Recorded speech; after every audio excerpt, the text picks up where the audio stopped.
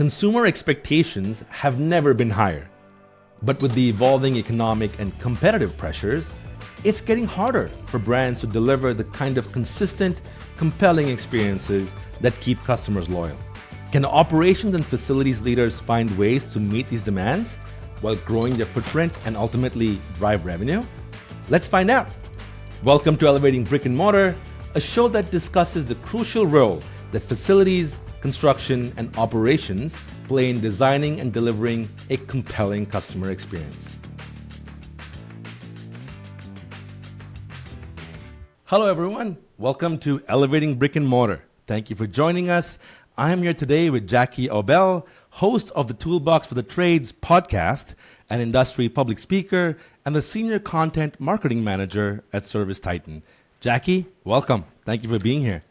Thank you so much for having me, Sid. You were such a great guest on my podcast, and I hope I can do the same for yours.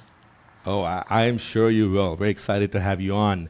So, Jackie, for folks in our audience who might not be familiar with the brand, can you share some insight into ServiceTitan, as well as your show, Toolbox for the Trades? Yeah, I would be more than happy to.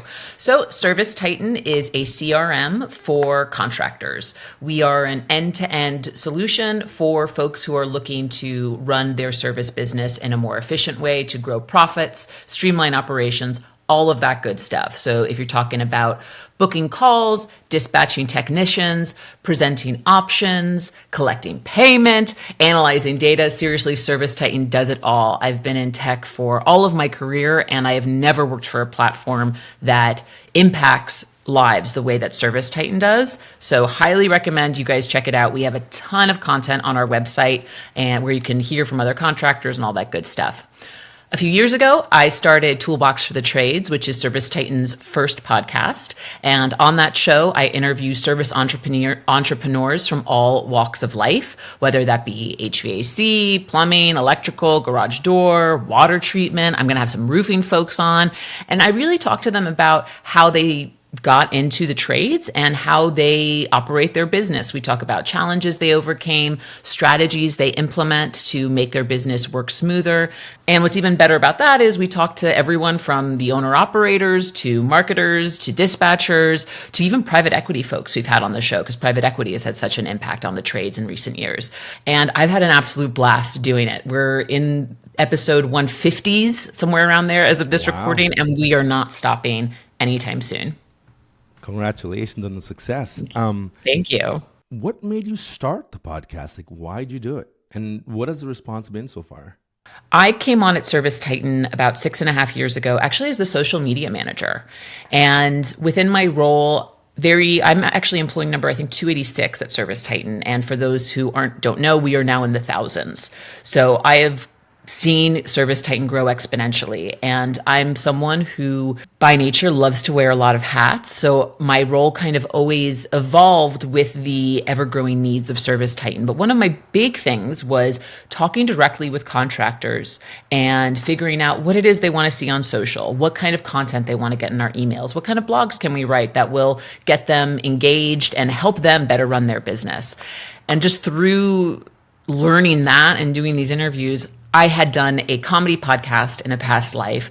And so I went to my managers and I said, I think we should really start recording some of my interviews because there are some great nuggets here that I know a ton of contractors could benefit from. And luckily I had some forward-minded leaders at ServiceTitan who greenlit the podcast, and that's how it happened. So could not be more grateful. As the host of the show, what impact are you trying to make? Like, what, if you were to look back, let's say 2 years from now, and you look at everything you've done, what are you looking to have achieved by then? Ooh, great question. So this is something that I say all the time, and it may be because I have always worked at tech startups, which are always fast and moving. I don't really think about professional goals longer than like 3-6 months out. You know what I mean? Because you never know what's going to happen. You never know how you're going to pivot. But your question, which was, the impact I made, I always say to folks who are coming on the show and maybe aren't familiar with it yet, we kind of have two big goals when it comes to the show. The first one is actually three. The first one is to highlight contractor stories. You and I both know that contractors are the foundation of society as a whole. And unfortunately, due to some poor stereotypes and bad PR the last couple decades, people don't see them as the incredible valuable members of society as they are. So I love to highlight contractor stories and showcase their growth and their success. That's one. The second one is, and this is one of the things I absolutely love about working in the trades. I find that service entrepreneurs love helping one another. They absolutely love it. There's such a strong community. And so the show serves as a microphone, right? Or a megaphone to the industry. That's what I always say to folks coming on. This is your chance to take a megaphone to the industry and share some really key insights that have helped you along your journey. And the third one, I guess, kind of circles back to the first one, but it's to help with this hiring shortage, which I know you guys have talked about before. There's so few people coming into this industry or the trades as a whole compared to the folks that are preparing to retire out. And I like to think that my show is doing its job of showing that if you join the trades, there are so many opportunities for you, truly. Yeah. And I went to college. I, did the traditional educational path. I will tell you this. I know many more successful people in the trades than I do from my college career. And when I say success, I mean running multi-million dollar businesses. Billion? I don't think so yet. Maybe one day, eventually. But those are kind of my three things that I really like to focus on when it comes to this show and the impact that I would like to make. I love it. I want to double click on that, but in a little bit. Before we go there, though, I want to talk about your background and how you got to where you are. Sure. Your fascinating journey. Can you share that with our audience? Oh my goodness, I would love nothing more than to confuse your audience and maybe in the process figure out what the heck my brand is, because I cannot figure it out. So I grew up in New York City. I'm from Flushing, Queens, like The Nanny, if anyone loved that show with Fran Drescher in the 90s like I did. Love it. I went to college in New York. I loved living in New York. And I actually got my undergraduate degree in neuropsychology and business, and my plan was to become a therapist after school. In my year off between undergrad and grad school, I discovered the robust improv and comedy community of New York City. I got really involved in Upright Citizens Brigade, the People's Improv Theater, and I got to this point where I got accepted into a graduate program, and my sister, who's younger than me, she kind of told me, we kind of discussed my options. Because at the time, I had taken a job in tech, B2B SaaS, which is, where I'm at now. And I was like, I cannot do three things. I can't do comedy, I can't do B2B SaaS, and I can't do grad school all at once. I have to pick. And my sister was like, well, you could do comedy for no money, which is what you're doing. You could go to grad school for negative money, or you could do tech B2B SaaS for some money. And I'm like, I think I'm going to go with the some money and no money option, just so I'm on a positive. And so I did that. I actually traveled to Los Angeles. I relocated here almost 8 years ago. My anniversary is coming up in a few days. And I got involved in the comedy scene here. I launched my own comedy podcast called Guilty Pleasure. So I had been doing this for about 7-8 years while working a full-time job.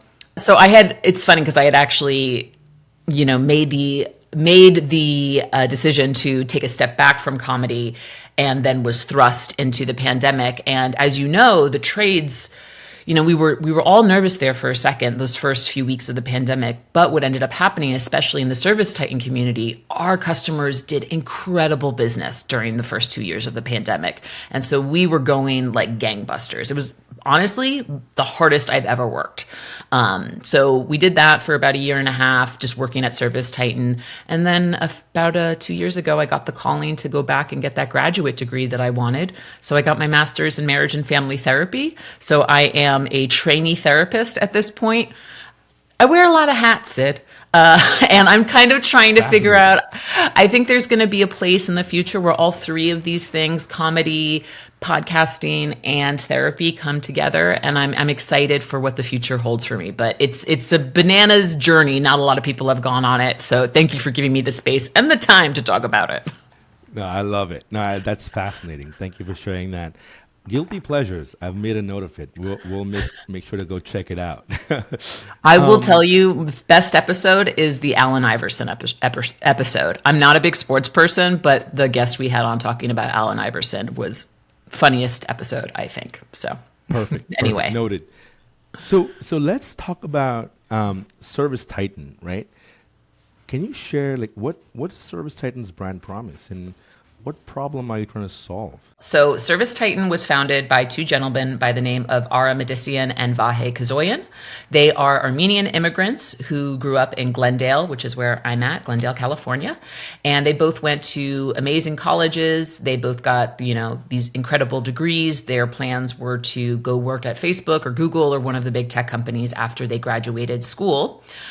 But as luck would have it, Ara and Vahe met on a skiing trip for Armenian immigrants, during some time during college. And they both connected because, of their status and also that their fathers were in the trades.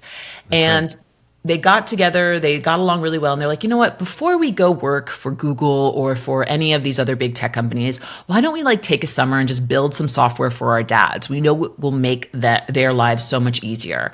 And here I am in 2024 with thousands of other employees. We've got locations across the country, across the globe at this point. And it's an incredible story. So ServiceTitan was started with the mission of helping our dads. And I connect with that as well because my father actually was a carpenter throughout his career. So that is where I connected with the mission as a whole. So our mission is to be the number one operating system in the trades. When I first joined, we were very much the company that was bringing tech forward into an industry that has historically been underserved by technology. And I think we've done a phenomenal job. And in the 6 years that I've been here, I've seen Ara and Vahe lead the charge in a really authentic and genuine way. We bring on subject matter experts to our staff full time who help inform how we build the product and what type of content pieces we create. And we're always, always, always going back to how are our customers responding to our software updates, to our products, and how can we make it better for them. So it's a really wonderful mission, to be honest, and I consider myself really privileged to be a part of it. Yeah, it's a great story, right? I mean, I think ServiceTitan is really well known, and we'll talk about, some of the markets you serve. But that's a pretty fascinating story as to how it started. And if you look at the success that you guys enjoy today, it's pretty amazing and a pretty meteoric rise. When you look at your customers and the space that we're in, how do you measure success in terms of the value you're creating for your customer, which is, the service provider who's ultimately turning the wrench in, the location or the business owner who has their technicians that they're responsible for meeting service levels. How do you measure success? And how does that translate to the great experiences that you're hoping that will help them provide to their customers? With our software, we enable customers, our contractors, your providers, to get real-time data to fine-tune their business, to make sure they're doubling down on systems that are work, improving systems that aren't, and at the end of the day, increasing their revenue, increasing their average ticket, and better serving their customers. I think one of the foundational things about ServiceTitan is all of our features enable providers to provide this incredible customer experience. I mentioned earlier, kind of this bad PR and some of the stereotypes that the trades have gotten in the past. And ServiceTitan enables our contractors to completely go against that stereotype. When a homeowner, so just also as a clarification, ServiceTitan was originally designed for residential contractors, and since then we've now grown into commercial and construction, which is how you and I know each other. But historically, you would call up a provider to maybe come to your house or come service your business, and you'd get this guy answer the phone, and he'd be like, "Yeah, I can make it on Tuesday," and you're going to be like, "Well, how much is it going to cost?" And he'd be like, I don't know. We'll see when we get there. I'm not sure. I actually couldn't tell you what that experience was like, but it was very unclear. It was really hard to determine when that contractor was going to be coming, when they were going to be servicing your unit, and if they were going to give you a good deal, all that stuff. So with ServiceTitan, we enable our contractors with the ability to let their customers know exactly when the tech is arriving. We have a little tech tracker, which is amazing. All of their customers get technician bios where they get to see, hey, Jackie's coming to your house. And just so you know, she's been working at ABC Plumbing for 4 years and she has a dog named Russell. And so you can kind of develop that like knowing who this person is that you're letting into your home or to your business. I think to circle back to your question here, how we measure success is by our customers' success, and our customers are successful when they deliver incredible experiences to their customers. So that is really what we're looking for in the end. Yeah. When I was in Princeton, New Jersey, living there for a few years, I actually used an HVAC company that used ServiceTitan as a I love it. platform. And I know that because I think I'm an annoying consumer because I ask a lot of questions. And I actually asked them what platform they used, and they, told me ServiceTitan. And then I had them show me what it looked like because they needed parts. And, they ended up showing me how they were going to go into the inventory and look at the part and find the part. And here I am, as a consumer, getting information that, I'd love to know when I'm making decisions. But also I was very inquisitive because I was looking at what it was like to be a technician in the field using a platform. So I appreciate it, and I saw it firsthand. Now, as you said, you moved from not just being in residential to also being in the commercial side of the business, which, like you mentioned, that's how you met, how we both met. When you look at ServiceTitan and you look at the impact you're making to your customer in that space, as it relates to brick and mortar, what is your view on brick and mortar in general? Because there was this one phase where everyone said, well, everything's going to go to e-commerce now and brick and mortar is dead. Well, anything but, right? Brick and mortar will always have a huge role to play and has a big impact on the brand experiences that are offered by the brands to their consumer. You're on the other side, compared to ServiceChannel, right? You're servicing the service provider. How do you look at, the impact you're making to the brands that ultimately are your customer's customer? I'm glad that you kind of mentioned how we, again, we started as residential. And as I'm sure any provider who may be listening may know, or even some facilities managers who may be listening, say you have your own home, you have your own situation, you have a contractor come in, and that contractor's great. And you're like, oh my God, this guy was awesome. I'm going to call this guy and I'm going to ask him if he can help service my business. And that's kind of what we found in the residential space, is that out of all of the breakdown of business that our customers had, there was always they always had 10 or 15% commercial and construction. And as ServiceTitan grew and our brand grew, we had more and more commercial and construction clients coming to us saying, hey, can I use this? And so we had to really innovate and think about, okay, we kind of stand foundationally on, we want to help our customers grow. And we believe that one main tenet of that is delivering them exceptional customer service. How can we do this for the commercial and construction contractors? How can we do it for people who are serving facilities managers, who are serving businesses? And so we worked actually collaboratively with customers to develop those features. One customer in particular was Jackson Services in LaGrange, Georgia, which uses ServiceTitan now to manage multi-day projects, which go sometimes as long as 18 months. And so they worked with us directly to figure out, hey, how should this feature look like in ServiceTitan that we can better manage the project, and that our point person, the facilities manager, the person in charge of our relationship, is getting those updates in real time. So we had to kind of think about what is the best way to serve that end customer, the facilities manager, the person who's in charge, right? And so we've done that in a couple different ways. One of them is developing our project management functionality, which has been very popular amongst our commercial clients. We also have client-specific pricing, which is huge because, as we know, different clients sometimes have different deals. So being able to churn out that pricing is it's a must-have for folks who are doing the type of business that folks listening to elevating brick and mortar are. So I think the short answer to your question, the too long didn't read or too long didn't listen to what Jackie just said, is we collaborated with our customers to create these features that would help them better serve their end customers, which are your customers. That's right. That's right. You also mentioned that our industry has a PR problem, right? And I wholeheartedly agree. I said this a lot too, which is our industry has a massive PR problem because we don't do a good job with really articulating the impact we make on the brands that we serve, right? A lot of the folks in our audience are, folks that design, construct, and maintain the physical spaces, as well as service providers who are actually out there in the site taking care of the physical space and the built environment. But we are always there when something goes wrong.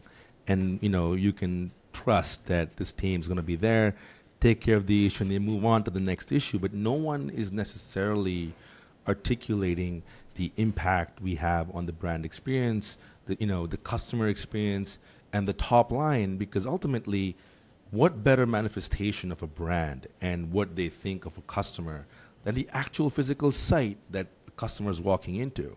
There is no lack of choice. And what we are all competing on is mind space, right? If I'm walking down the street, not only am I deciding which door to walk into, I'm also deciding if I want to walk into a door or if I just want to go back home and sit on a couch and order everything online. So that mind space, is going to be captured only if you have tremendous brand loyalty and you're able to elevate the experience that customers have. And ultimately, I think part of what we're both trying to do here is share that story and help elevate that narrative, and hence that's why we call our show Elevating Brick and Mortar. But I'd love to hear, like in the hundreds of conversations you've had with service providers or technicians, what are you hearing about, from their perspective about the built environment and the space as a whole and the impact that they make, to, the physical space and the brands? Do you feel like they believe that they get enough credit? Like our customers or facilities teams want providers they can trust and rely on that have the right data, have access to information, have the right skills, and are able to ensure that they're fulfilling their service level agreements so that ultimately they can provide the best level of service to their customer and ensure the least amount of downtime, right? So are our service providers empowered with this kind of narrative and information to talk about value as opposed to, being kind of relegated to talking about, cost per hour, right? Which doesn't mean much. Yeah. Cost per hour. What's so interesting, actually, when I first started at ServiceTitan, again, 2017, a lot of things I was hearing at the time were time and material versus flat rate pricing. Everyone who was, flat rate pricing was the new thing. It's like, forget about time and material, because at that point you're just like, everything is unique and it's kind of hard for a customer to, I should say a homeowner in this case, to grasp like, why is time material this way? Like, I don't understand the calculation versus flat rate makes everything it's easy communication and it makes you more profitable in the end. And now I'm finding in 2024, the conversations I'm having with contractors, for the most part, everyone in my ecosystem, in the ServiceTitan ecosystem, has adapted flat rate pricing because we know that that's the best way to communicate with customers. And I think that all of the providers that I work with are all incredibly versed and know how impactful branding is, especially when it comes to emergency services like HVAC, plumbing, electrical, all that stuff. This is something that comes up on the show all the time.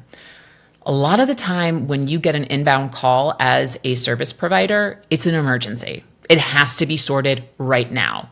No one is like, you know what? I would really love a new air conditioning unit. Let me just shop around. I mean, I'm sure maybe there are people out there who do that, but generally speaking, it's, 105 degrees outside, your air conditioner unit just broke and you have children at home, or going to the facilities management side, you have a business to run and your air conditioner just blew. You need to get that fixed ASAP or you can't have people in your store physically. So it's an emergency.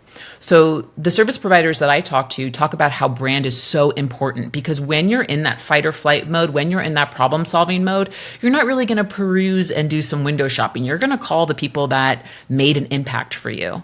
And I think some of the folks that I've had on the Toolbox for the Trade podcast have really incredible brands, and they know the value that a brand has. So I think service providers are always thinking about, at least I think the ones that are really savvy are always thinking about how can we always stay top of mind for our customers, because they're not just going to call us just to chat. They're going to call us when they actually need us. And it's usually an emergency. And we need to make sure that we have their mind share so that when they're in that, really heightened state, they remember to call Jackie's Plumbing or Sid's electrical shop. You know what I mean? So I think they're very aligned there with the same thing as facilities managers in terms of thinking about brand and what that impact has when it comes to, at the end of the day, driving revenue and driving growth. Yeah. By the way, I've used Sid's electrical shop. They're fantastic. Highly recommend. Oh yeah, 10 out of 10. 10 out of 10. 5 stars. Yeah. Jackie, coming off of COVID, right? There are a few challenges that we face as an industry that haven't really gone away. I think, the industry tends to forget, brands and customers tend to forget, right? But ultimately, there are some things that are still lingering and are still challenges. For example, there's a labor shortage, a skilled trade shortage, there's a supply chain issue globally that hasn't gone away. It eased out, but hasn't gone away.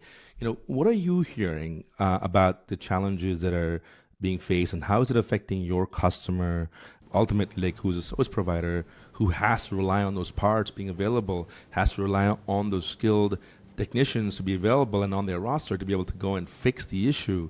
What are you hearing out there?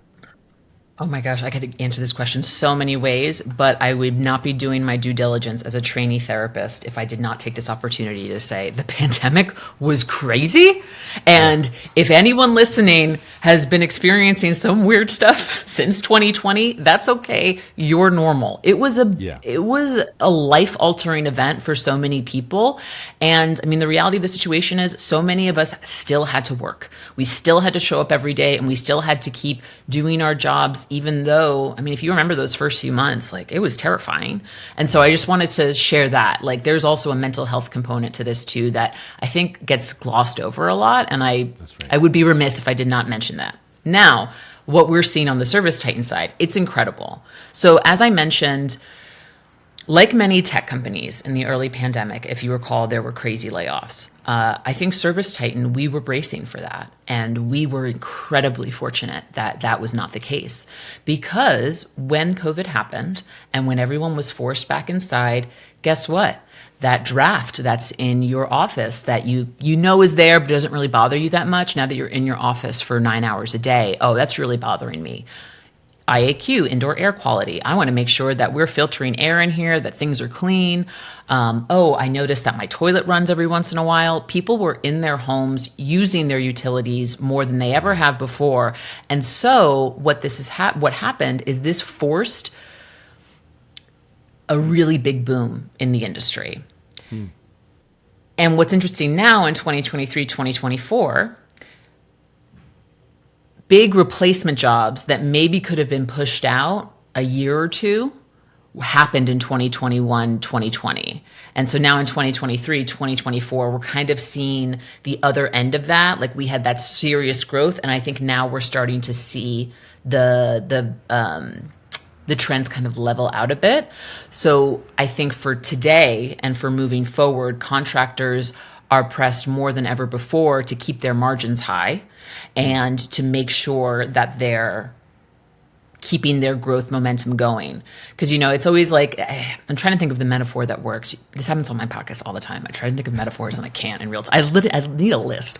But, you have the extreme of one hand of major, massive growth that was unprecedented for 2 years. And now we kind of have the correction that's happening.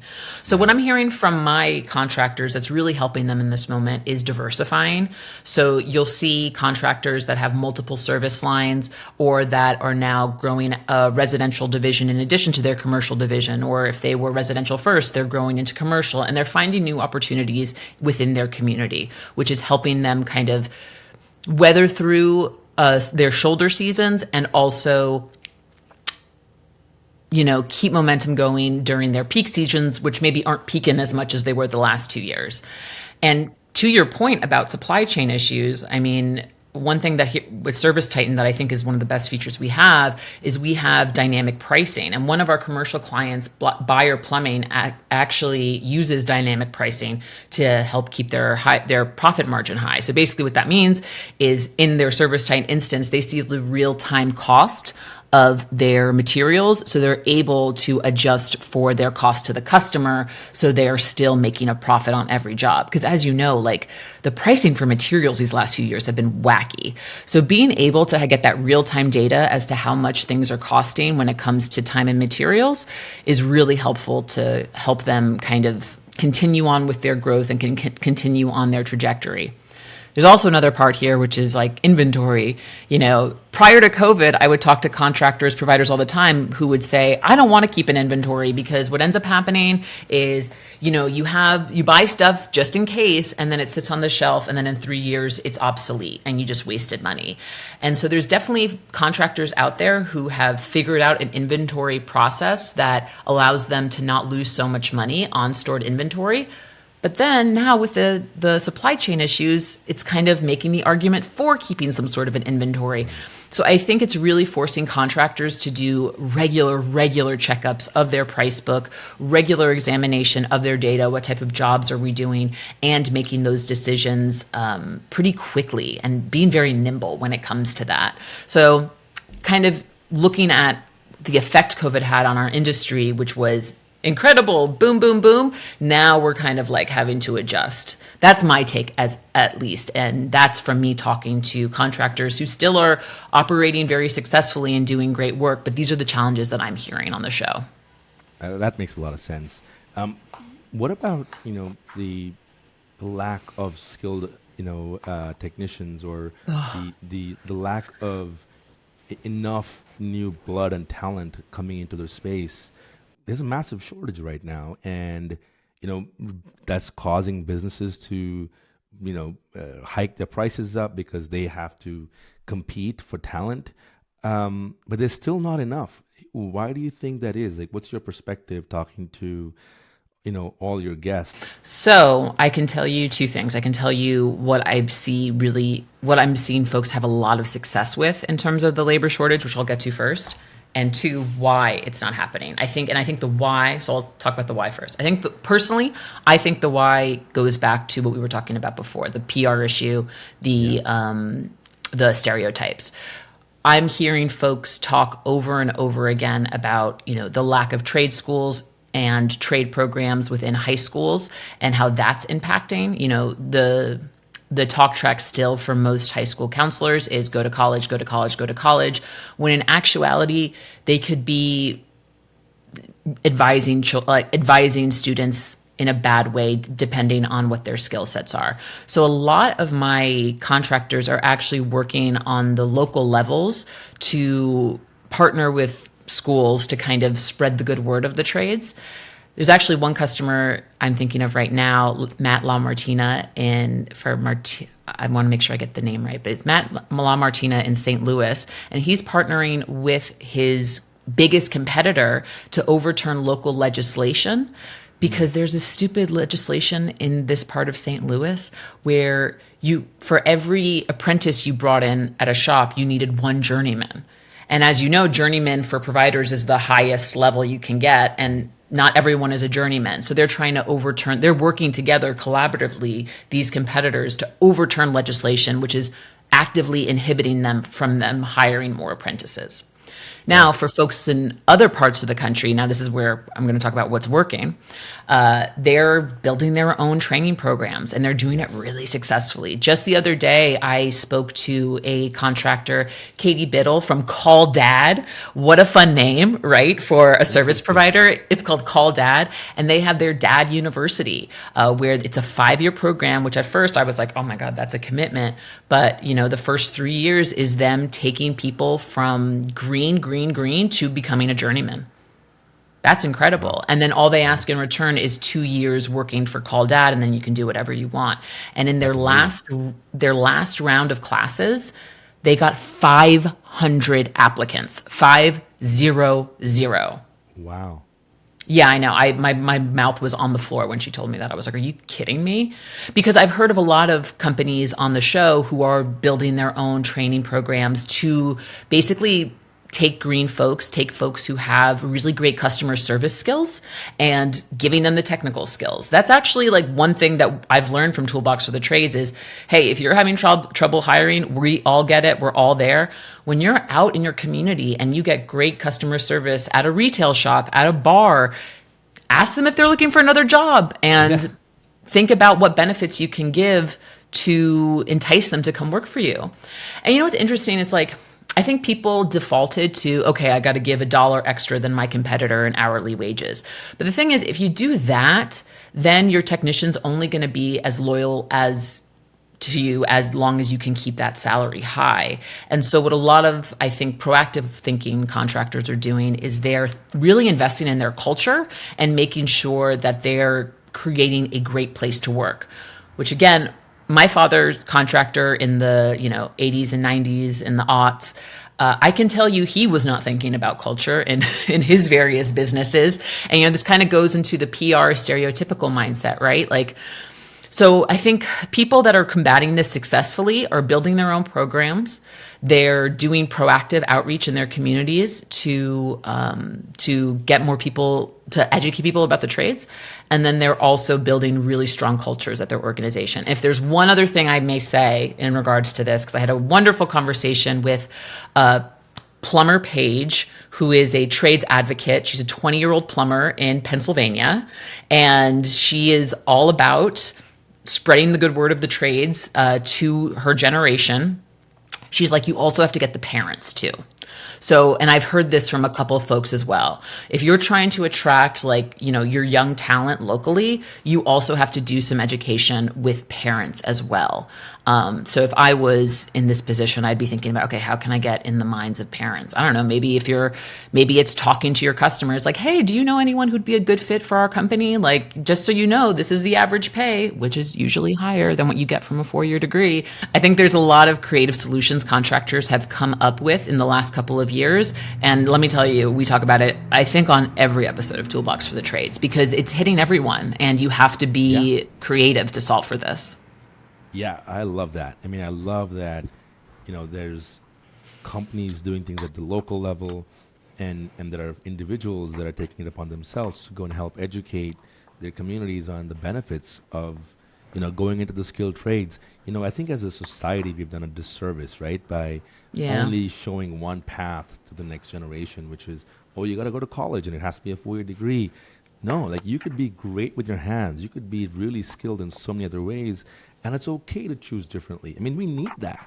I mean, can you imagine if in our society we didn't have plumbers or enough carpenters? There would be chaos. It So, would be I chaos. think, Yeah. yeah, the more we can do to encourage, folks in the younger generation to decide what they're good at and what they want to do and choose it. And we should encourage it and look at it with the same respect and in the same positive light as we would any other degree, then that would really help strengthen, our communities. And I think that the fact that you're sharing all the stories tells me that things are improving, and that's awesome to hear.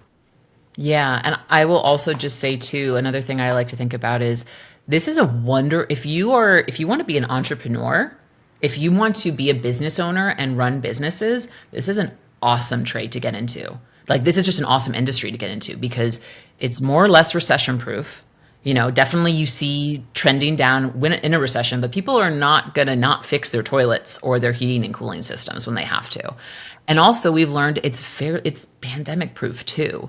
I've actually also seen a trend in the last few years where there's a lot of folks in my age range, I'm 34, who are coming in and kind of purchasing these companies I don't know how they're doing it. Don't ask me about that strategy. But they're coming in as millennial owners, operators, taking over from folks who have been running the business for maybe 20, 30 years, and they're implementing processes that make the business more profitable. So that's also a pathway too. So I think it's a great path to entrepreneurship if that's what you're interested in. Yeah, there's a lot of PE money coming in, Yeah. and a lot of consolidation. So, like you mentioned, there's a lot of companies that are coming in and helping consolidate, different trades or companies, and kind of branding them to, create more value and improve internal processes. So that's very interesting to see. As you look to the future, what excites you about what's going on out there? There's a massive amount of technological advancements. What excites you as a consumer, and then what are you hearing from your guests as to the things that they're looking forward to use in their own businesses, or areas that they think that they have to get up to speed on to service for their customer? Yes. So I've spoken with several folks who are leveraging the Internet of Things, which is such a fun phrase to say, isn't it? The Internet of Things to put in smart technology in homes and in businesses. I mean, in the last few years, I've seen the trades take a hold of technology and just run with it. So memberships, especially for the residential providers, were, a way to ensure recurring revenue in the slow season, and also to make sure that, they're coming into the house and they're potentially identifying new opportunities. But now with smart thermostats and other smart technology coming in, you can, proactively run systems tests, and you don't actually have to have the tech come out. You can do that all from the office. And like I said before, you can brand those smart thermostats. So if the home is sold, then the new owner now can see, like, oh, this was run by Jackie's HVAC company. I'm going to call them and see what's the deal with this system. So I'm seeing a lot of stuff with the Internet of Things. We're also seeing AI come in. I will tell you that I had episode 125 with two wonderful women in the trades, Bree Skiffington from Ad Leverage and Amanda Triolo from Grasshopper, which is in upstate New York. They talked about ChatGPT with me for like 30 minutes and how much ChatGPT is just saving them time and making things more efficient when it comes to meetings and growth. So I think there's so many tools out there right now that folks can be using in order to provide better service, provide more efficient service, and to communicate with the end customer, which, as I think you probably know from our conversation at this point, that is my thing. Like, let's increase communication. Let's make communication as easy as possible. Yeah, I love it. I mean, there's so much going on. That's a lot of new technology, and that would mean that someone needs to go take care of it, right? And so I think we're going to see a new type of service provider, show up in our space, because ultimately, as things advance, you're going to need a certain type of provider that is able to service certain kinds of technologies that didn't exist yesterday, right? And so Exactly. I think so we're going to see that evolution happen. Exactly. And I would be remiss, actually, if I didn't mention, we recently launched a new product called Dispatch Pro, which is smart dispatching. And what it is basically leveraging AI and smart technology to limit the amount of dispatchers that folks need. And I just spoke to someone from Above and Beyond Service Company, and they have one dispatcher for 20 technicians. Wow. Isn't Fascinating. that incredible? Yeah. Yeah. So, So I mean, Jackie, there's so many tools. Yeah, so Jackie, before we end, like we mentioned earlier, ServiceChannel and ServiceTitan got into a partnership last year. What excites you about the partnership? It goes right back to what I've been saying, because it makes communication easier. Like, the ServiceTitan and ServiceChannel partnership is enabling ServiceChannel users to better communicate with their providers in a more seamless way. And so basically the providers, our team, are able to get those ServiceChannel leads in real time. They're not having to avoid duplicate entry. And we released the integration a few months ago, and we're even continuing to improve on it. But we're hearing some great feedback from our customers. Lawton Commercial Services specifically said that they've attributed an extra $250,000 to the integration, which is awesome. And they also said that they increased their ServiceChannel score. So people who are using the ServiceTitan ServiceChannel integration are seeing a higher ServiceChannel score, which, as you know, helps them get more business within that universe. So it's really great. We're seeing some awesome benefits on our end, and I hope that your team is seeing the same. I love it. Yes, absolutely. So Huge win-win right there. Jackie, for all those in our audience who are absolutely curious to reach out to you if they have any questions or to listen to your podcast, can you tell them where they can find you and your show? Yes. ServiceTitan.com/podcast is where our website is. You can find all of the episodes there. You can see my face at the bottom, and you can request to be on our show. If you're a provider who wants to share your story, please let me know. You can also reach me at Aubel, Aubel, at ServiceTitan.com. I would love to hear from you. Search Toolbox for the Trades wherever you get your fine podcasts, whatever you listen on. And we also have a Facebook group, the Toolbox for the Trades community. So feel free to join that. Me and my colleagues are in there always posting about new episodes. There's a lot of former guests on that group as well. So would love to have you guys join the conversation. Love it. With that, I just want to say a huge thank you, Jackie. Thank you. I really, really appreciate you being on the show. I thoroughly enjoyed our conversation. Oh, thank you so much, Sid. I had such a great time, and I really appreciate you giving me the space to talk. Thank you. And with that, I just want to say a huge thank you to all in our audience. Thank you for joining us, and I'll see you soon on our next episode of Elevating Brick and Mortar. I hope you enjoyed this conversation with Jackie Aubel, podcast host and content extraordinaire at ServiceTitan. As Jackie mentioned, she and the team at ServiceTitan have had more than 150 amazing conversations with service providers over the past 3 years. And what is abundantly clear is that service providers are foundational to society and our businesses. If you're a brand that leverages brick and mortar to create and deliver amazing experiences to your consumer, you're going to need amazing partners and service providers to take care of those spaces. Treat them well, collaborate with them, and reap the benefits. What we also agree on is that we all have a role to play to encourage the next generation to consider the trades as a viable career option. And the more we can do to respect and highlight the trades, the better we will all be for it. With that, I'm Sid Shetty, and I'll see you on the next episode of Elevating Brick and Mortar. Operations and facilities teams across industries rely on ServiceChannel to ensure that their locations provide the best possible guest experience. Keep customers coming back by lowering downtime and raising your brand standards. Visit ServiceChannel.com to learn more.